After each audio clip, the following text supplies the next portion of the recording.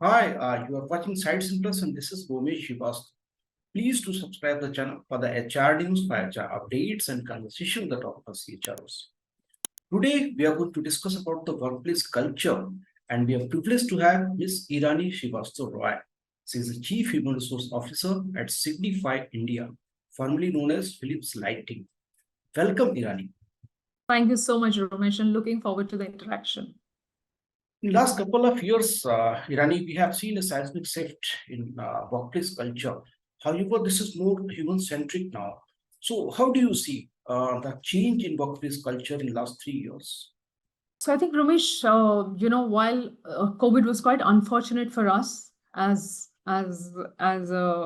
humans who have been existing in this generation, I think there has been immense learning for us, a lot of unlearning and a lot of learning, which has impacted not just our personal lives, but how we congregate that into our professional lives and how cultures evolve. A few good that has come out of it is how we have managed to tackle our stereotypes. Work from home was a stereotype in organizations, not possible. The trust in employees sitting at home and working and the outcomes that will be achieved will be suboptimal was again another stereotype that we spoke about. We felt that some kind of interventions like training interventions were not successful if done online. We believed that sales for some industry that I was with before Signify, where in banking, was very personalized, so we couldn't sell if we were not face to face with our customers. All of these got challenged, and what emerged out of it is a culture where human centricity has become imperative, because one of the things that has become important for us after the experience of COVID is to have very meaningful lives for ourselves with the right balance of how much time we spend working, what is the content of the work we do, whether it's purposeful, whether it is aligning to my bigger purpose in life. Am I giving enough time to my personal goals? Because I think the need to survive and lead meaningful lives for individuals and organizations has become very critical. And that has led to a culture where I cannot just put top down values into the ecosystem. The values and the behaviors that emerge have to be keeping in mind the changing needs of individuals, personalizing the changing ecosystem, personalizing the need to have human experiences, defining how we look at policies and processes, having inclusivity as a key index for the way we work. And by inclusivity, I don't just mean, having diversity and inclusion. I mean, are we having equitable flexibility? And I use the word equitable flexibility very consciously. So, what is the kind of flexibility we're providing to different role groups?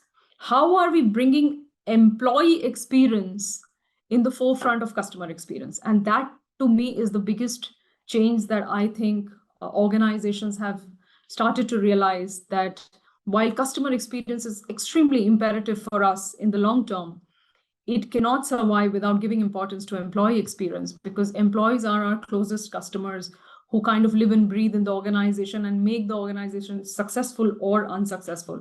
So I think the human-centric culture is not just a concept. It is something where we have to look at needs of individuals. What is their purpose? What's their aspiration? The changing ecosystem?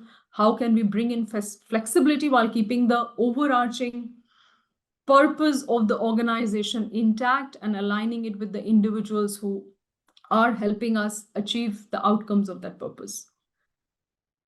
Yeah, right, Irani. Irani, there is also shift in flexibility part. Earlier, the people were working from home, or you can say hybrid work model. But in 2023, if you see, there's a shift in flexibility. Most of the companies, they're calling their employees back to the workplace, to the office, and they want as more as possible the people work from the office. So recently, there is also news by the TCS that TCS is calling their employees back to the office, and that is 5 day in a week. Means there would be only the work from office. There's no work from home. Though I don't know much detail about this decision. What is the purpose? Why they are calling the employees back to the office of 5 days in a week? But in such a situation, how do you foresee the workplace culture in 2024? this is a debate that we HR, HR fraternity has all the time. And I think one-sided approach will never work to the organizational purpose. I think evaluating the need for flexibility, depending on the role that you play in the organization and in the context of what you need to deliver for the organization, becomes extremely important. And this is my personal view, that we have probably three kinds of work as defined in terms of interaction with the customer. Some work where we have a very high touch interaction with the customer, and here customer is not just external stakeholder or customer, but also internal customers. So if you're an HR business partner, you have a much more high touch role to play than if you are an HR payroll processor, say, for example. Yeah. So there is one kind of work where you have to be very, very close to the customer. There is one kind of work where you need to be with the customer and need to be with the teams, but it needn't be 5 days a week. And then there are some roles where proximity to the organization and the team is required, because we're all human, we need to connect. But the work per se can be worked offline. So a one size fits all approach doesn't work. I think organizations need to evolve and understand that there are kinds of roles that can work flexibly. Whether it is a 5 days or a 3 days or a 1 day is left to the role you play. Having said that, I also personally believe that human connect, and meeting your team physically, really breathes in a sense of belonging. And I have seen this in my own personal experience when we've onboarded people during COVID, and the joy that they have felt once they have physically met the teams for the first time. And there were comments like, "Hey, I never thought you were this tall." Hey, and those are also comments that we don't typically make, but you could see expressions and you could see joy. So I think the personal belonging that develops when you meet your team physically, exchange emotions, exchange anecdotes, have some informal catch-ups, coffee catch-ups that you typically do in a time-bound fashion over a Teams call or a Zoom call like we are doing, to just catching up for 10 minutes without a time horizon and just sharing a little more, creates a bonding that the online version cannot create.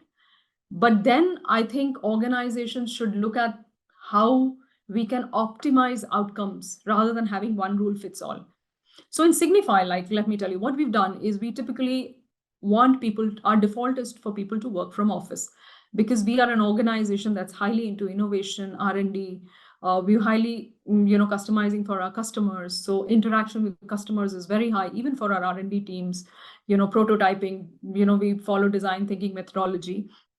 So what we've said is there are core hours. You be in office during the core hours, but you have flexibility. So while you are in office in the core hours, it's not that you have to all the time sit in office and do your job. And then, like we say, personalization to situations, personalization to role requirements is always possible. But I do feel that organizations will evolve to finding the balance between the human physical connect and the connect like you and I are connecting over a call right now. Is it suboptimal? Really not. But if we were to only interact over Zoom for the next 12 months, on the 13th month, we will definitely want to meet each other and have a coffee together. So I think it's that. And the culture of the organization actually it becomes richer when people interact. The second thing that I want to talk about, and this is my experience, is that when we have led hybrid ways of working, when it was COVID, everyone was working from home, it was very good. But in hybrid ways of working, we have to have really efficient ways of managing meetings, of making sure that people are included. Otherwise, what happens is people sitting in a meeting in the room are talking to each other, and there are two people in a Zoom or a Teams call who are not included as much. I have also seen sometimes meetings ending without people realizing to say bye to the people online. So if you're really working hybrid, make sure that your protocols for communicating, for participating is optimal so that everyone actually contributes. So these will be some of the things. One organization going 5 days, there is an imperative to building a culture. Moonlighting took a lot of, news media share some time back. But I think each organization has to balance its requirement given the cultural context and the outcomes that they want to drive off out of their people. Yeah, right, right. Now let's focus on human-centric workplace culture part. So, the leadership plays very important role when it comes to the workplace culture, employee-first culture, a human-centric culture. So there is also a report released by the OC Tenor for this 2024, and this report also talks about that when the leaders help their employees to navigate the changes, then what are the significances, and if they are not able to, help their employees to navigate the changes, then what are the consequences? We will discuss the report a little later. So now I would like to know from you that how do you build the human-centric culture at the Signify? So I believe that the leadership has a role to play to be able to define the purpose of the organization. And that purpose of the organization is not just about profitability. It is about how are we creating solutions which are delivering to the needs of the society or the civilization at large, And I think Signify, for one, is a purpose-led organization which is pivoted on two things, which is sustainability and innovation. So we live and breathe sustainability in whatever we do. So that is an imperative. It is a strategic imperative. It takes forefront in all the products that we develop, all the packaging that we do, all the way we sell to customers. And how can we create this ecosystem where we innovate to create more sustainable solutions? So globally, we aspire to be a net zero company. We aspire to be carbon neutral at all points in time. And we want to create, while we are the biggest source of lighting after the sun, which we are very proud of saying as a company, we also want to make sure that we provide the most sustainable way energy is consumed when it comes to lighting. That is a purpose which is not about profitability and not about margins. The second thing that we talk about, which is very important in human-centric organizations, is how you build a culture which is not top-down. How do you breed a culture where innovation is not led by leaders, but innovation is led by the collective power of individuals? And I think Signify as an organization really fosters individuals, across levels to be able to come up with ideas and innovate. So we have a very, very robust product team, R&D team, which is talking to customers, and it is agnostic of levels, right? So we have people really participating and contributing, and this whole culture of building, and participating in innovation is something that, the traditional leaders allow people to do. The other thing is about, being able to speak up. And I think that is the richness of the culture that I see, that it doesn't matter that how many levels down from the CEO you are. If you have an idea that you think is valuable to the company and it aligns to the bigger purpose of Signify, you can come up and talk about it, and it will be valued. The other thing that you can do is also defer. You may not agree with your leader at times to say that, I have a different point of view, and we're completely fine with that. Everyone is allowed to bring their authentic self to work. And I think that is the richness of how we create human-centric culture, where people can actually contribute in their authentic way on what they are doing. But I think the bigger thing that really excited me to come to Signify is the bigger purpose that it has, and that it is not just working for creating profits and margins, but it is working to create better lives, better world, as we call it. So that is really about leaders driving human centricity and Signify.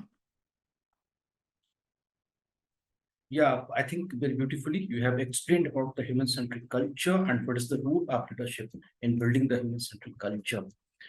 So, as I was talking about some reports, so latest what the OC tenor they have reported for the workplace culture in 2024. So there is one finding, and according to this report, only 27% leaders feel strongly prepared to help their people navigate the change. This is a strong statement, I think. Only 27% leaders. And if leaders are able to help their employees to navigate the changes, then what are the findings, and then what are the significances we can look at this. So if the leaders are able to help their employees to navigate the changes, then 5 times more employees feel a sense of community. 6 times more they thrive at work. 10 times more they feel a strong sense of trust. And 76% less they feel burnout. And as you are talking about that when the employees are being heard in organization, when they have a voice in workplace, then what are the significances? So there is also little findings about this, and this is that 8 times more the organization in organization employees feel that this is people-centric organization. 8 times more they are feeling trust in organization. 5 times more they feel sense in community, and 3 times more they thrive at work.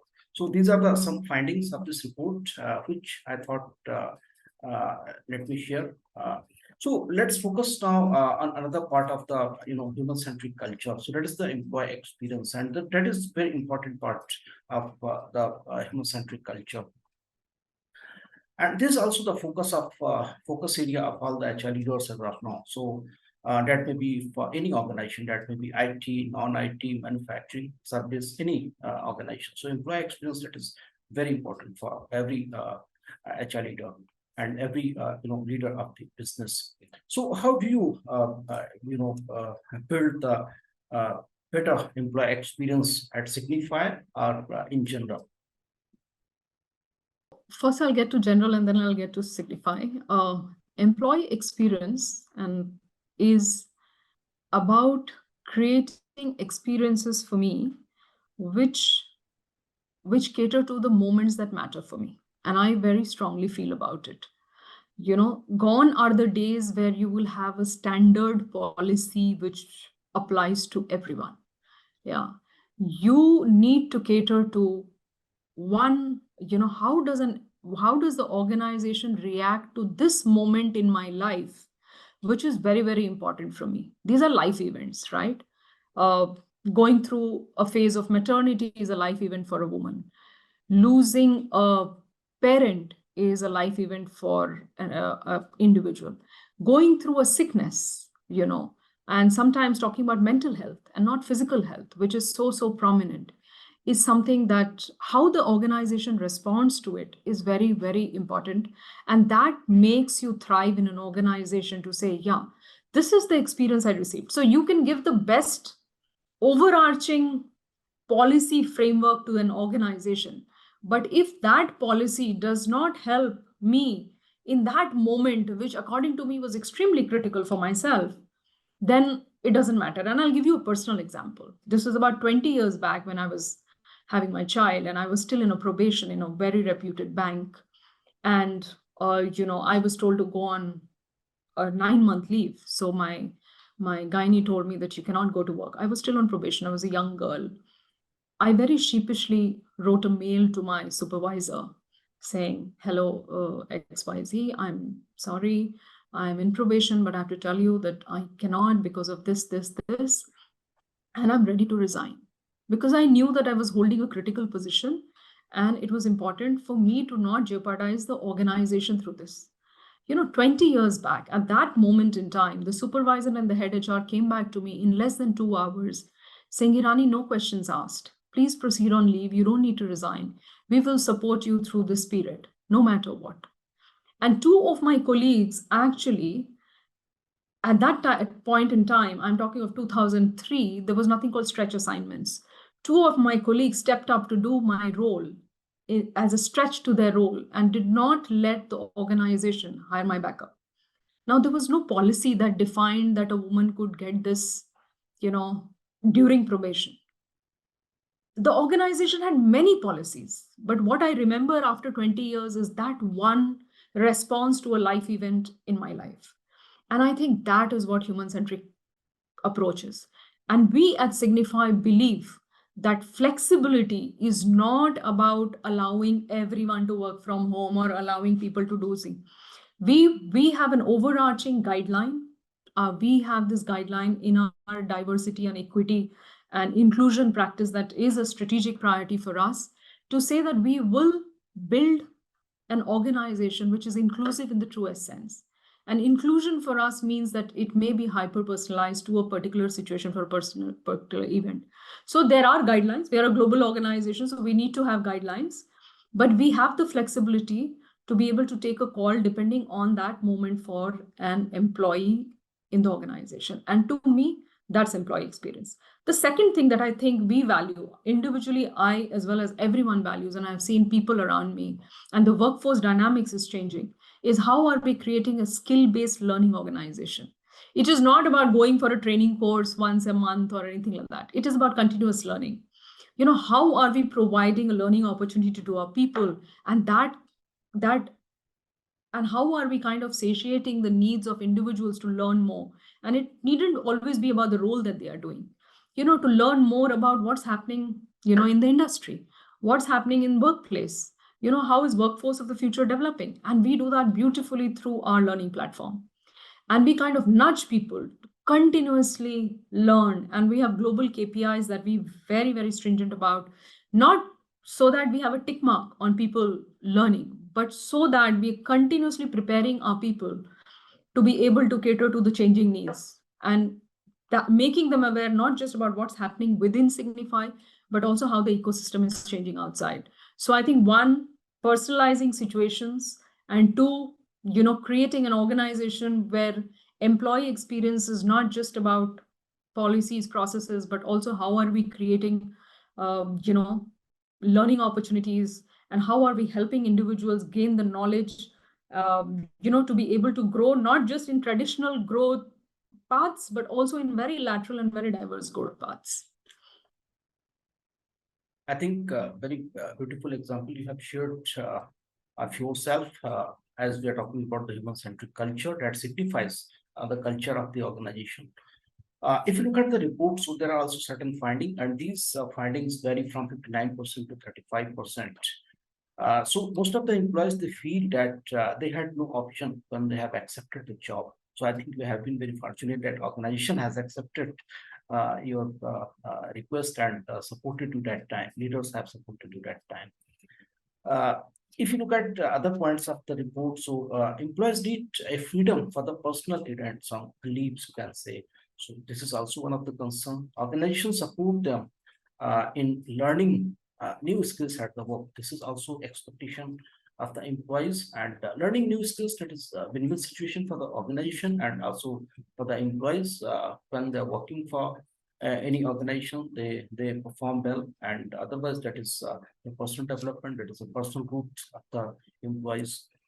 Another expectation is that employees are not seen or valued sometime. So that is a concern. Leaders minimize or dismiss their ideas. So this is also one of finding. I think that is also the important finding. That depends also on idea. We can debate that how is the idea that should be accepted or not. Maybe we can debate on this, but this is also one of the finding. The work is not valued highly as office work. So this is also one more finding. So if you look at this report and the findings of this report, so what is your comment on this? How do you feel about the human-centric culture? What the areas are? What are the major areas to this? And I think this report, what has really touched me in this report, and which is exactly what you're talking. And if you look at the report, it talks about flexibility, and flexibility, they've put two columns. Flexibility is not about working from home. Flexibility is about providing the time to me to be able to visit a doctor if I need to. Yeah. Providing a time to me if I need to really go for my child's annual day. Yeah. Providing time to me depending on one personal exigency that I may have. Employees have rated organizations much higher where this flexibility is provided versus saying, okay, you can work from home 5 days a week. We are all human. We understand the organizational needs. But when the organization genuinely and authentically responds to your requirement, and I was just talking this morning, and not because, I remember I was overhearing two women talking, and she said, today I couldn't go for my daughter's annual day because she's in a training program. And I said, next time you have this, you know, you come and tell me, or you tell the trainer that you want the 2 hours off, because this is once a year, right? Your daughter is performing once a year and you'll stay with this regret. You know, we can reschedule things. So what I'm trying to say is that, you know, flexibility is not about, you know, one size fits all. Flexibility is about, can I very freely go and tell my supervisor that I need to take 2 hours off tomorrow, and can I come 2 hours later, and not being questioned as to why do you want to come 2 hours later. You know, having that trust, but also, you know, responding with trust to say, if I'm taking this, I need this. And not many questions are asked when I ask for that time out. And I think that's what we do here, you know. So if you come to me and say that I really need this for XYZ, I will not ask you 6 questions. You know, why 9:30? Can you make it 9:15? Not required. The person has a genuine need. So it's also about trust. And you know, you've heard about this Netflix study that when they removed number of PLs, you know, actually utilization of leave went down. You know, it's just that, you know, when you were free to take as much, you used very objective, you know, because you had all the time, you could take any amount of leave.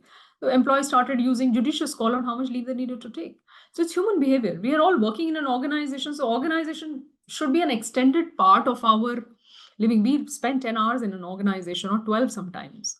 You know, so it's an extended part of how we lead our lives daily. And organizations have to understand that when we lead our lives daily, there are many events that come in which are not planned. So how do we respond to those unplanned events? So I think that in the OC Tanner report is really something that I think organizations should learn from, that having standard approach doesn't solve for things.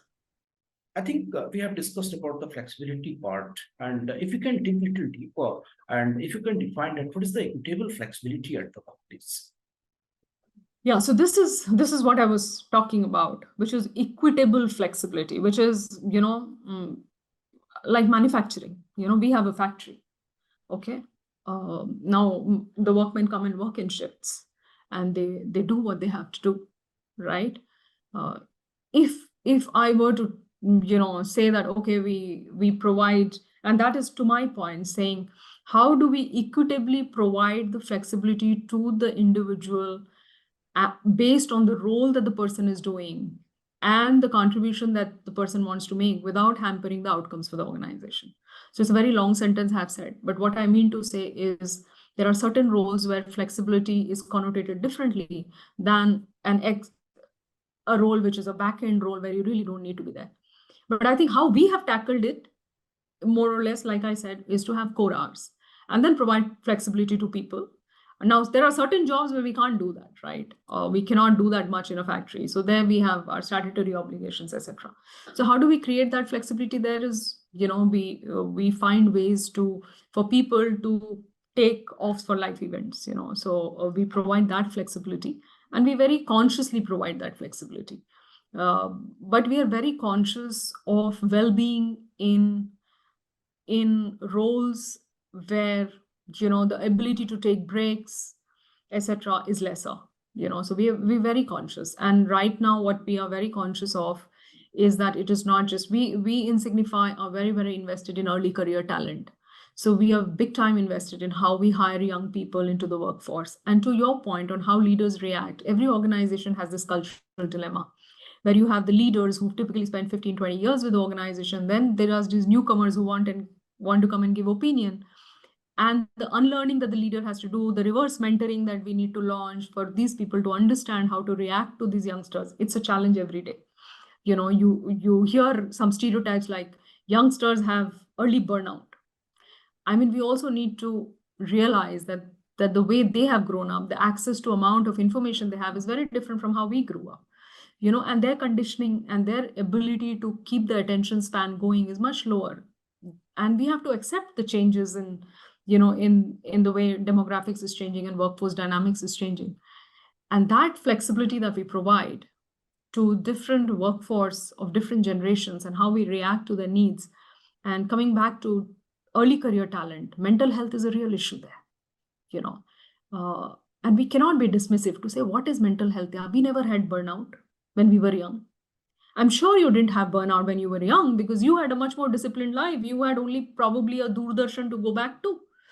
These guys are 24 hours glued onto their phone. They have access to information. They're leading multiple, they want to always be, there are many factors. But the reality is that mental health has become, we wouldn't speak about it 20 years back. But we need to be conscious when a youngster is coming and telling us that I'm feeling like I am not giving my 100% to work. So counseling services has become very important for us, and we invest a lot in that. So, cultural clashes are always there, Ramesh. How leaders will look at, investment. And I hear these comments once in 3 months saying, this guy came and told me he had a burnout, but why? But it is not just in Signify. I hear it from many friends also saying, so I think we have to be as organizations very conscious of the changing demographics, changing workforce, their expectations. But what I take pride in is that across generations, the youngest to the oldest, if you show a purpose that aligns to your deeper purpose, you will stay with the organization. So that's what we need to create. I think we have been able to, discuss all the important elements of the human-centric culture, and we have been able to justify the subject. Still, we have a couple of minutes. If you can share, how do you see, the workplace in 2024 and flexibility in 2024 like this? The good thing out of COVID is that it has allowed us to believe in art of the possible. So people are not thinking traditionally. Every individual, every organization is thinking transformatively to say, how do we create value? And the opportunities that are opening up are huge. So organizations, I think, will face a very stiff challenge in front of us to say, how do we stay relevant and how do we keep our employees relevant to the changing needs of the customer? The customer need is changing in a very rapid pace. The choices that a customer has is changing by the day. So how the traditional models of reacting without agility, I know it's a much used word, but I think it's a very important word. What is our response time? And our response time will depend on what is the capability of our teams. So how are we preparing proactively our teams? How are we not always reacting, but proactively looking ahead and preparing for what may be hitting us? When it comes to HR, can we move away from traditional models of compensation and see how our workforce is changing? We will have gig workers. Can we really look at gig workers doing some kind of work for us? And what will retain people and what will attract and retain people? So I think organizations' imperative is to say, how are we preparing ourselves to be able to respond to changing customer needs and rapid pace? What it means for us that, we have to be thinking short, medium, long term, but we should be prepared to be able to react much more faster.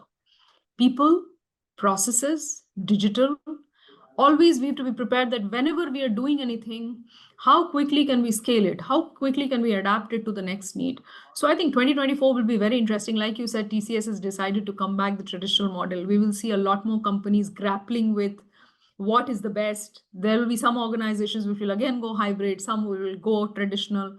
So it'll be an interesting mix from that flexibility, traditional sense of the way. But I think the bigger thing is how will we keep up with the changing customer psyche and the ability to respond to that and not be too constrained by our processes that we set for ourselves and say this is the only way we do it. Of course, within quote unquote the regulations and the statutory obligations that we have in mind, I think organizations have to become much more agile. And when I mean agile, I mean learning agility, I mean change agility, leadership agility to just accept the changing expectations of workforce. Thank you so much, Irani, for joining the conversation and sharing the wonderful thoughts. It has been nice talking to you. Thank you so much. Thank you.